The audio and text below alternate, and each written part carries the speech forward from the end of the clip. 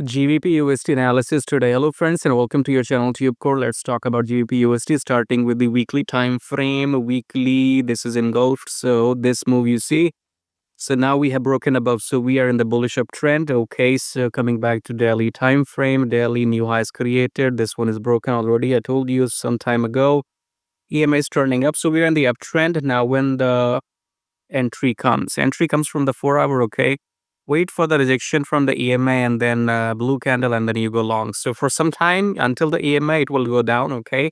So scalpers look for shorts, but swing traders let the this rejection come from the EMA, then blue candle, and then only you go long. So swing setup is long and scalpers maybe go short, up to you. Okay, for me I only do long time frame or higher time frames. So the trend is up. Look for longs after each pullback. That's GBPUSD for you. Subscribe, like, and join free Telegram. All the links are below the video.